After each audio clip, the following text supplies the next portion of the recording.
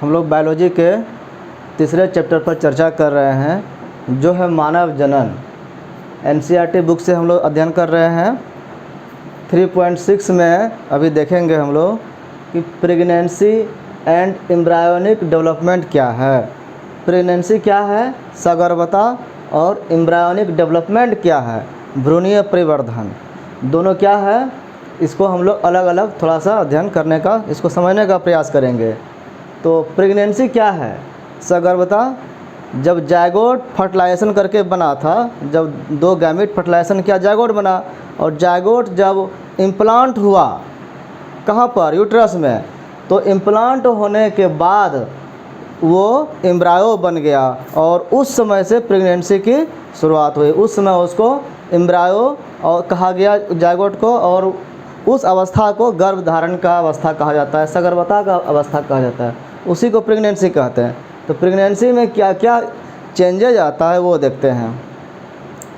Chorionic Bhilai, ये जो पहला वर्ड है, ये जरायु अंकुरक या रसांकुर बोलते हैं। ये क्या है कि इसमें जरायु में जो है वो एक उंगली नुमा स्ट्रक्चर निकलता है, अंकुर निकलता है, ए फिंगर लाइक। कैसा अंकुर निकलता है, उंगली के जैसा प्रोजेक्शन होता है, बाहर निकलता है। Appear on trophoblast. ट्रोफोब्लास्ट क्या था, वो एम्ब्रायो का बाहरी लेयर था, बाहर का जो परत था, एक लेयर था, उसको ट्रोफोब्लास्ट बोलते हैं। जैसे ये एम्ब्रायो है, तो एम्ब्रायो ये बीच वाला एम्ब्रायो है, और बाहर वाला जो घेरा है वो क्या था, ट्रोफोब्लास्ट।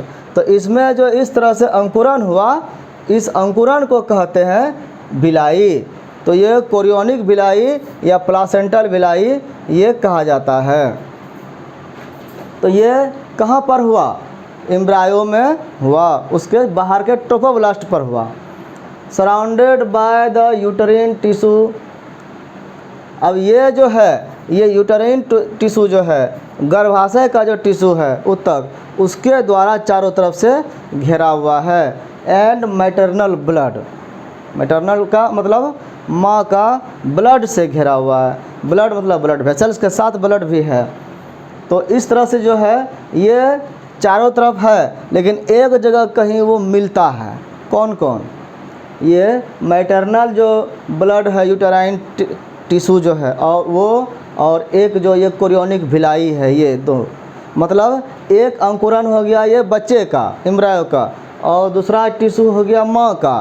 तो माँ का और बच्चे का दोनों टिश्यू मिल करके एक अलग स्ट्रक्चर बनाता है।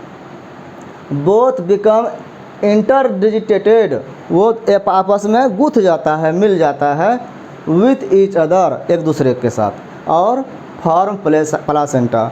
उसके बाद जब दोनों मिल जाता है तो वो बनता है प्लासेंटा, जिसको अपराग भी बोलते हैं। तो प्लासेंटा जो होता है उसमें माँ का और बच्चे का दोनों टिश्यू मिला हुआ रहता है। प्लासेंटा कैसा है, अब कैसा हो गया, ये जो दोनों का मिला जुला एक स्ट्रक्चर है, ये क्या करता है, तो कहा जाता है कि ये एक स्ट्रक्चरल एंड फंक्शनल यूनिट है, एक इकाई है जो स्ट्रक्चरल है, मतलब संरचना के दृष्टि से एक इकाई है, फंक्शनल है, कार्य करने के रूप में एक इकाई है, यूनिट है बिटवीन डेवलपिंग एम्ब्रायो, जो बच्चा डेवलप कर रहा है, जिसको फीटस बोलते हैं, उसके बीच, और मैटरनल बॉडी के बीच, मतलब माँ और बच्चे के बीच जोड़ने वाली ये इकाई है कौन, प्लासेंटा। प्लासेंटा का निर्माण कैसे हुआ, तो दोनों की तरफ से, जैसे कि हम लोग किसी से हाथ अगर मिलाते हैं तो अपना हाथ दिए आगे और वो भी सामने से हाथ देता है, तो दोनों हाथ मिलता है तब ना आपस में संबंध बनता है। तो यहाँ भी बच्चे और माँ में अलग अलग अंकुरन हुआ, और उसके बाद मिक्सर जो बना वो प्लासेंटा है। और ये क्या करता है, दोनों के बीच की कड़ी है, दोनों को जोड़ने का काम करता है। और क्या करता है, ये फैसिलिटेट, ये फैसिलिटी देता है। क्या फैसिलिटी देता है, the supply of oxygen, oxygen का सप्लाई करता है। बच्चे को तो नाक मुँह कान अभी है नहीं, वो सांस कैसे लेगा, वो तो हवा में भी नहीं है, तो उसको ऑक्सीजन जो दिया जाएगा वो माँ से दिया जाएगा। माँ जो श्वास लेगा वही बच्चा श्वास लेता है, तो उसको ऑक्सीजन कैसे जाएगा, तो वो उसी प्लासेंटा के द्वारा जाएगा। तो सप्लाई ऑफ ऑक्सीजन करता है। और न्यूट्रिएंट्स का भी सप्लाई करता है, किसको? टू द एम्ब्रायो, मतलब पोषक तत्व भी, उसका खाना पीना, ऑक्सीजन, सब कुछ उसी प्लासेंटा से आने जाने का काम करता है। एक तरह से कहेंगे कि नदी के दो तरफ दो जीव है, एक तरफ है टापू पर बच्चा जिसको कुछ भी उपलब्ध नहीं है, और एक तरफ भूमि पर है माँ जिसको सब कुछ उपलब्ध है। तो बीच में एक पुल बना दिया गया, पुल है प्लासेंटा, उससे क्या हुआ? आदान प्रदान हो गया। दूसरा क्या करता है? ये तो पहुंचाया और वहाँ से निकाल के भी लाता है कुछ, वो लाता है रिमूवल ऑफ CO2, वो फिर जो कार्बन डाइऑक्साइड वहाँ बनता है बच्चे के द्वारा, उसको वहाँ से हटाया जाता है, रिमूव किया जाता है। और क्या हटाया जाता है? एक्सक्रेटरी और वेस्ट मटेरियल, जो गंदगी होता है, जो उत्सर्जित पदार्थ होता है प्रोड्यूस्ड बाय एम्ब्रायो, उसका जो कचरा होता है, मल होता है, पेशाब होता है, कार्बन डाइऑक्साइड होता है, तो एम्ब्रायो का, उसको उसी प्लासेंटा के माध्यम से फिर माँ के ब्लड में पहुंचा दिया जाता है, और माँ के द्वारा फिर वो बाहर निकलता है। इस तरह से सही चीज़ जो है, ऑक्सीजन, पोषक तत्व अंदर गया और वहाँ से गंदगी बाहर निकला, ये फैसिलिटी देता है प्लासेंटा। और क्या करता है? It is connected to embryo, embryo से जुड़ा रहता है थ्रू एन अम्बिलिकल कॉर्ड, नाभि रज्जु से ये डायरेक्ट बच्चे से जुड़ा रहता है। हेल्प इन ट्रांसपोर्ट, जिससे ट्रांसपोर्ट होता है। एम्ब्रायो तो यहाँ है और ये बिलाई तो यहाँ है चारों तरफ, तो इस तरह से ये प्लासेंटा बाहर में लपटा हुआ है, और ये जो अंदर में है नाभि रज्जु, अम्बिलिकल कॉर्ड, ये डायरेक्ट बच्चे के नाभि से जुड़ा हुआ रहता है। तो ये इससे जुड़ा हुआ रहता है, एक दूसरे से सब जुड़ा हुआ रहता है।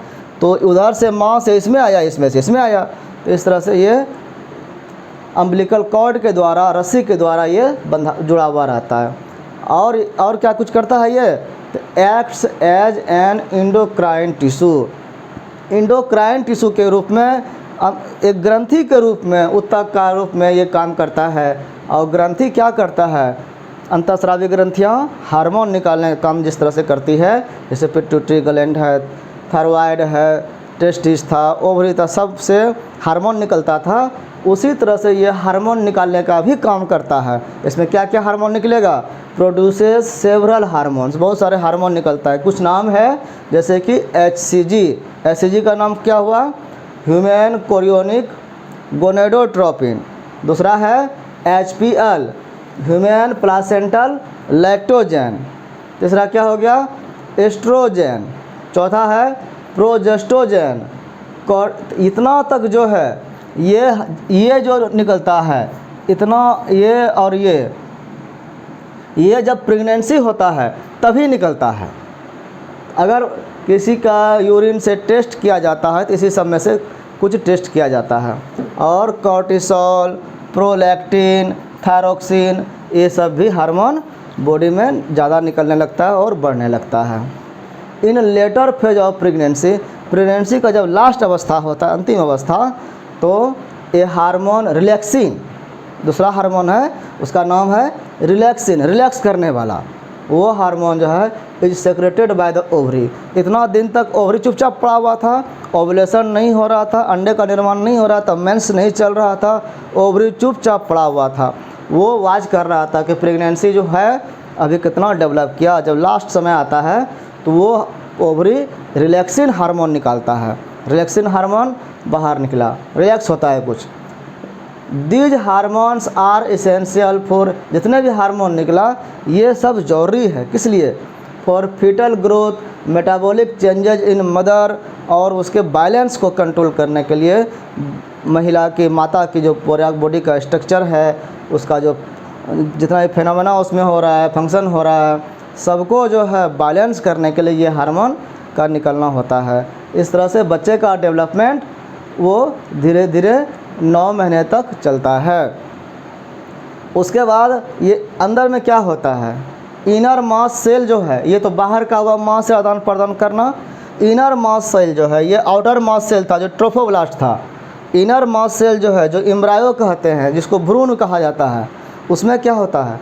आफ्टर इम्प्लांटेशन, जैसे इम्प्लांट हुआ, डिफ्रेंशिएट्स इनटू, वो डिफ्रेंशिएशन उसमें होने लगता है, उसमें फिर परिवर्तन होने लगता है। क्या क्या बनता है इसमें? बाहर का बनता है एक्टोडर्म, जो आउटर त्वचा हुआ, जिसको बाह्य त्वचा कहेंगे आउटर लेयर। दूसरा हुआ इंडोडर्म। इंडोडर्म क्या हो गया? अंदर की त्वचा, अंतस त्वचा या अंतः त्वचा। और इसके बाद दो जो बाहर अंदर बन गया तो बीच वाला एक और बनता है मेसोडर्म।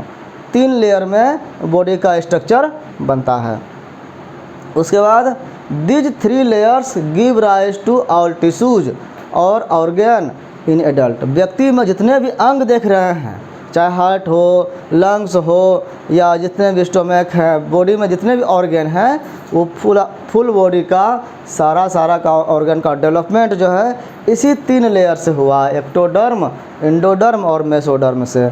इससे जो बन करके पूरा बॉडी बना। एक्टोडर्म से बाहरी त्वचा का निर्माण हुआ, इंडोडर्म से अंदर वाला त्वचा का निर्माण हुआ, और जो है मेसोडर्म बीच वाले का निर्माण हुआ, गुद्दा का। तो ये सब मिल करके ऑर्गन का निर्माण करता है व्यक्ति में। It has stem cells. Body में एक और स्पेशल सेल होता है, स्पेशल क्वालिटी का, ये याद रखना है। स्टेम सेल जो है ये स्पेशल टाइप का एम्ब्रायो वाला सेल होता है। उसमें खासियत क्या है कि एक ही एम्ब्रायो के सेल से पूरा बॉडी का हर अंग बन गया, आँख भी बना, नाक भी बना, कान भी बना, सब कुछ बन गया ना। तो वैसे सेल को जिससे सब कुछ बन सके उसको कहते हैं स्टेम सेल। स्टेम सेल जो होता है व्हिच हैव द पोटेंसी, उसमें पोटेंसी होता है, पावर होता है to give rise to all the tissues and organs. वो कोई भी टिश्यू, कोई भी ऑर्गन बना सकता है। अभी मेडिकल साइंस जो है इसी स्टेम सेल पर काम कर रहा है। क्या करता है कि जिसका किडनी खराब हो गया, अब स्टेम सेल से किडनी बना दिया और किडनी उसको लगा दिया। तो जो भी बॉडी का खराब अंग हो गया, आँख खराब हो गया, नाक, जो भी अंग खराब हो गया, वो अंग बना करके स्टेम सेल से उसमें डालने का प्रयास किया जा रहा है। ऐसा कल्पना किया गया, इससे जब सब कुछ बन सकता है तो दोबारा फिर उसको वही चीज़ बना करके उसमें इम्प्लांट किया जाएगा और व्यक्ति को स्वच्छ और स्वस्थ कर दिया जाएगा। इसमें जो डेवलपमेंट होता है 9 मंथ का, लगभग मोटा मोटी क्या है, आफ्टर 1 मंथ, जब 1 महीने का एम्ब्रायो होता है तो एम्ब्रायो हार्ट इज फॉर्म। सबसे पहले क्या बनता है? उसका हार्ट बनता है, दिल बनता है। वो उसमें धड़कन होने लगता है बच्चे में। 1 महीने में धड़कन सुनाई देने लगता है। वो कैसे सुना जाता है? वो स्टेथोस्कोप से कान में लगा के सुना जा सकता है, जो सूक्ष्म आवाज़ को भी सुन सकता है। 2nd मंथ में foetus develop limbs and digit. दूसरे महीने में हाथ पैर हो जाएगा, ये लिम्ब कहा जाता है, और डिजिट हो गया ये उंगली भी बनने लगता है। तीसरे महीने में मोस्ट मेजर ऑर्गन जो सिस्टम जो है बॉडी के जितने भी ऑर्गन सिस्टम हैं वो सब फॉर्म होता है। लिम्ब है, एक्सटर्नल जेनेटलिया भी आ जाता है। जेनेटलिया जब आ जाएगा तो लड़का है कि लड़की है ये भी पता चलने लगता है 3 मंथ में। 3 मंथ के बाद इसीलिए कुछ लोग जो है अल्ट्रासाउंड करके उसको जांचने का प्रयास करता है, जो भारत में गैर कानूनी है। क्यों? इसलिए यहाँ गैर कानूनी है क्योंकि जब लड़की रहता है तो उसको मारने का प्रयास किया जाता है, इसलिए ये मना है। 5वें मंथ में जो है फर्स्ट मूवमेंट ऑफ फीटस होता है। बच्चा जो है एक तरफ से दूसरे तरफ चलने का प्रयास करता है, उसमें हिलने डोलने का कम होने लगता है 5वें महीने में। और appearance of hair on head, और 5वां महीना में क्या होता है, बच्चे के सर पर बाल आ जाता है। 6ठे महीने में जो है the body is covered with fine hair. 6ठे महीने में शरीर पर भी हल्के हल्के रोम कोमल बाल आ जाता है। आईलिड सेपरेट, आँख का जो ये पलक है ये भी खुल जाता है। और आईलैशेस फॉर्म, ये आँख में जो ये बाल देख रहे हैं, बरौनी बोलते हैं जिसको, ये भी बन जाता है।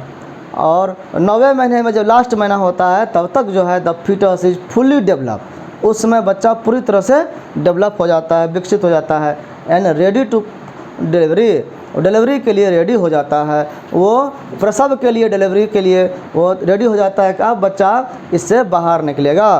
तो इस तरह से यहाँ पर हम जो देख रहे हैं तो वो फुली डेवलपमेंट बच्चा हो गया तो ये यहाँ से बाहर निकलता है। जब तक ये डेवलप नहीं होता है तब तक ये जो है सर्विक्स का एरिया, जो वेजाइना के बार ऊपर वाला यहाँ लोकेशन है, ये लॉक रहता है कि दूसरा इधर से स्पर्म वगैरह कुछ नहीं जा सके। तो इसको जो कहते हैं plug of mucus in cervix. Cervix में जो है प्लग लगा रहता है, ढक्कन टाइप का लगा रहता है, वो म्यूकस का ढक्कन होता है, वो यहाँ पर लॉक रहता है।